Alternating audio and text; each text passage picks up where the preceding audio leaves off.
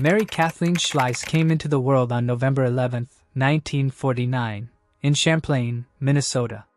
She was raised in a large household, and from early childhood she carried a genuine love for art. Mary enjoyed sketching, and by the time she entered high school she already realized that art was what she wanted to devote her life to. She proceeded to pursue fine arts at the University of Minnesota, concentrating on both painting and sculpture. Her instructors instantly acknowledged her ability. They recognized something truly remarkable in Mary and were convinced she had a promising future before her. Mary also received several scholarships and in the end graduated with distinction.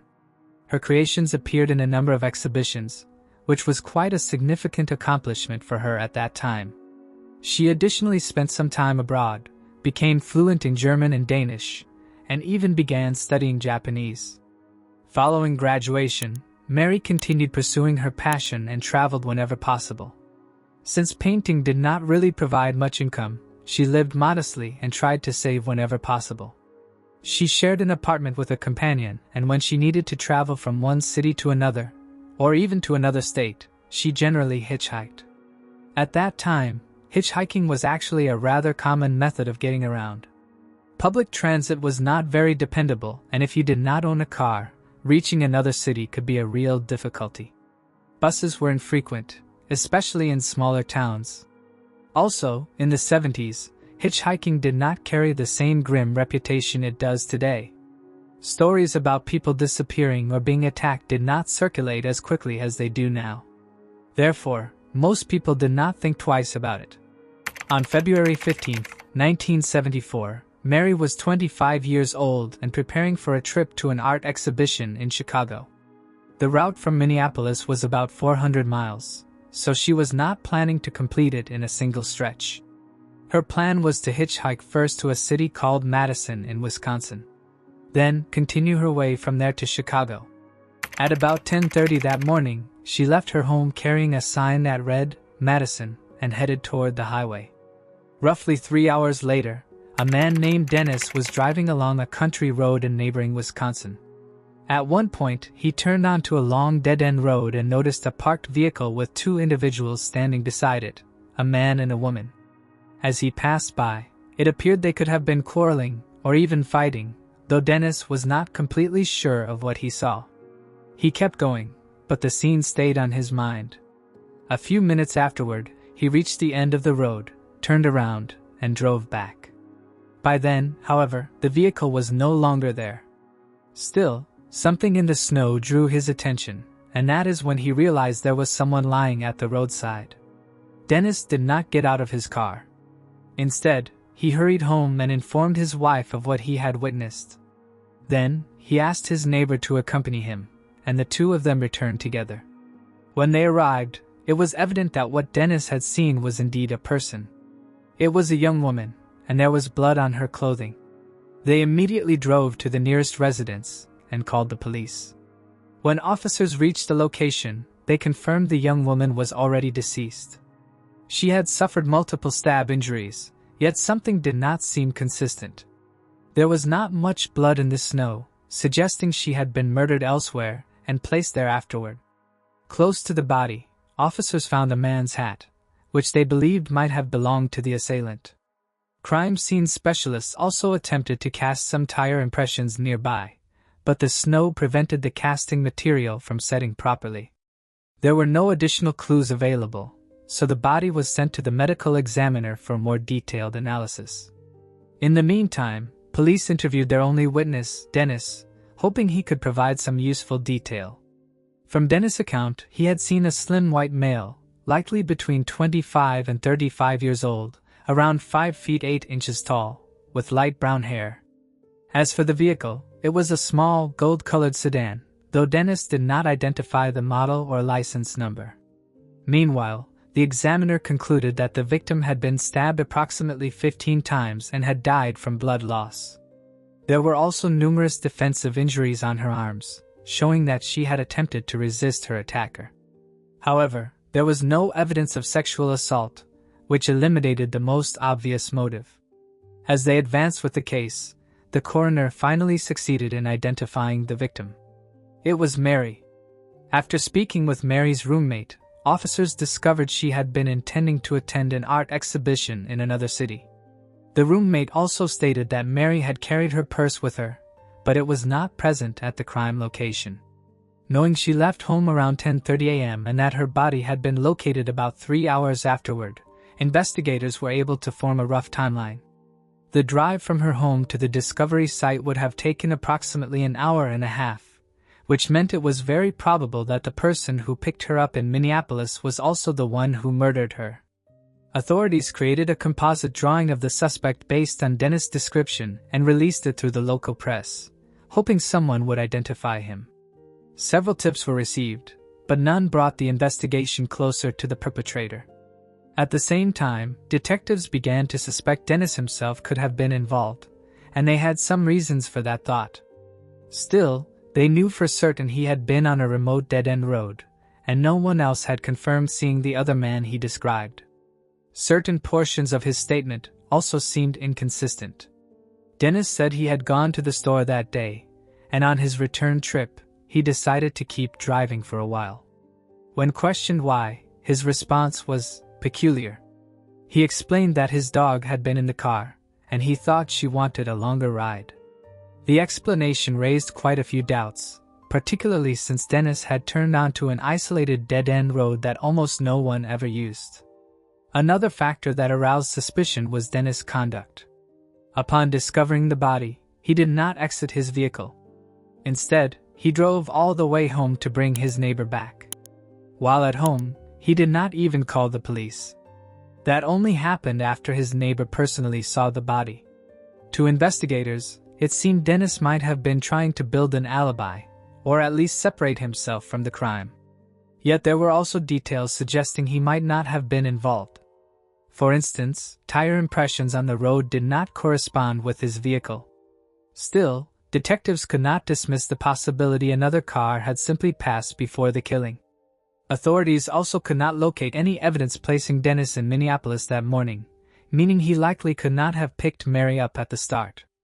Even so, that was not entirely certain. It remained possible that Mary had first accepted a ride from someone else, and later ended up in Dennis' car. Police kept pressing Dennis for explanations, but he held firmly to his account. At one stage, they even brought in a hypnotist to attempt unlocking any concealed memories or overlooked details. He tried twice, but each attempt failed. Curiously, one of the tips received was an unsigned letter urging officers to focus more closely on Dennis as a potential suspect. However, the note contained no additional information or evidence, only a vague caution. With progress halted on that path, investigators searched for any other possible leads. That was when they discovered an unsolved case from 2 years earlier, and it instantly drew their attention. In 1972, a young woman named Jolly from Minneapolis had chosen to hitchhike home, and 15 hours later her body was discovered near a river outside the city. Detectives began considering a potential link between her case and Mary's, since several elements matched. Jolly's friends had witnessed her entering a gold-colored car driven by a young man, and as with Mary, the medical examiner found no indication of sexual assault. Yet, despite the resemblance between the two cases, Jolly's investigation had gone nowhere as well. There had been no reliable leads and nothing to pursue. Officers tried to uncover any thread connecting the two crimes that could identify the suspect, but every possibility collapsed.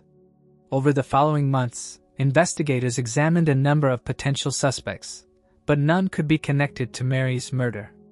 They also located some witnesses who claimed they had seen a man resembling the composite sketch driving a gold-colored sedan, but again, nothing advanced. Ultimately, the case grew cold. Detectives were unable to uncover a single new clue to progress further.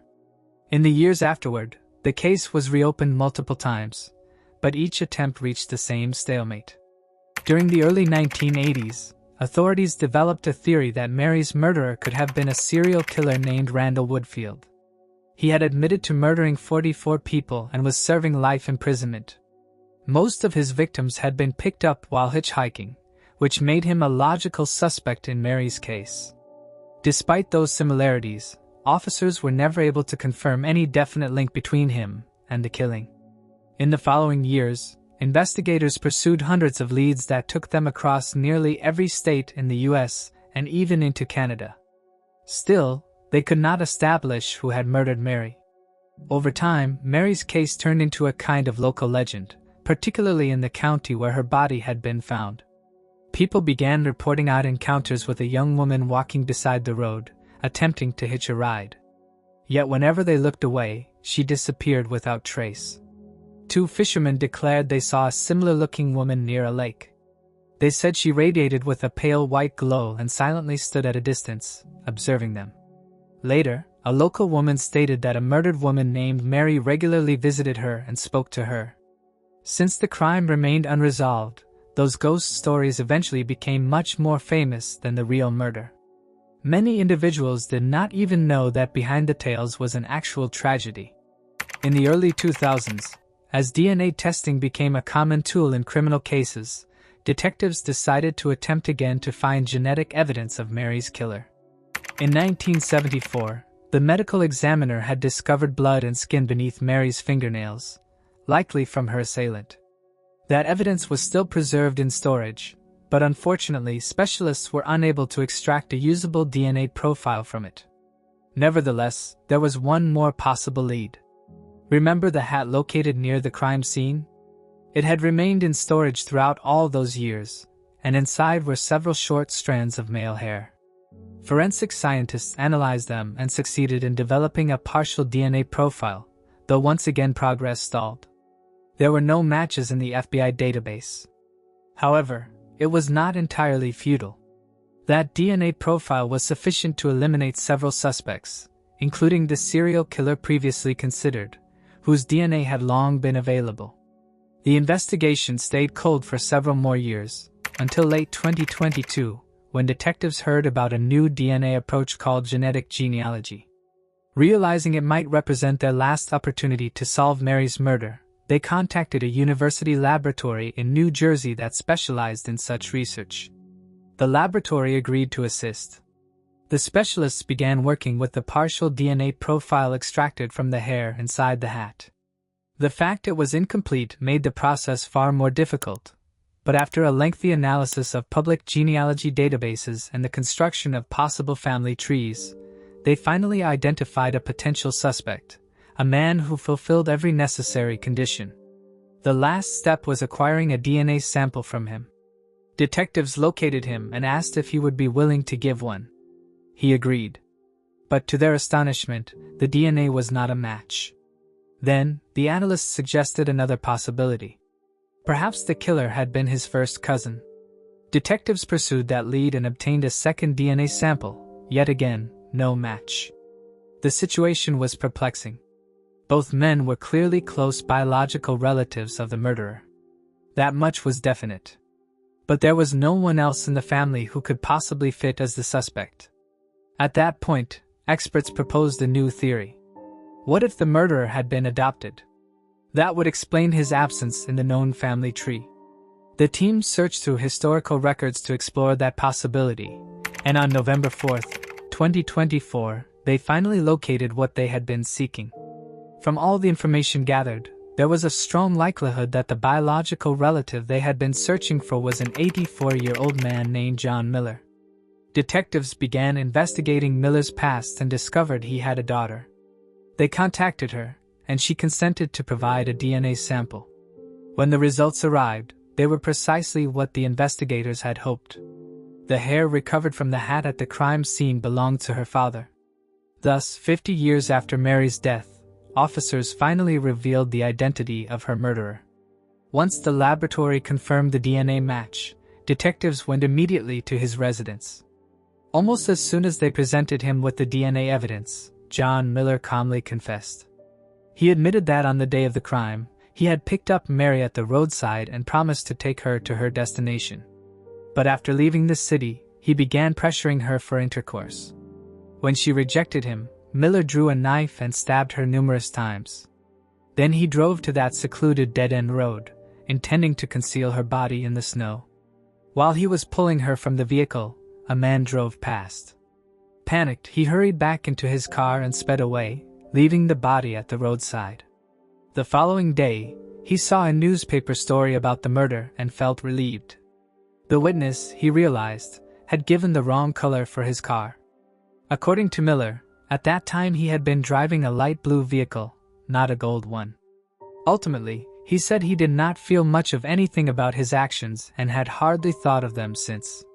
Miller further told police that he had discarded the knife into a swamp near his residence, though he could not remember what became of Mary's purse. When asked whether he had killed anyone else, Miller said no. He insisted he did not even truly know why he had murdered Mary in the first place. Following his admission, he was formally charged with murder and taken into custody to await trial. Yet Miller made it clear he had no plan to contest the charges.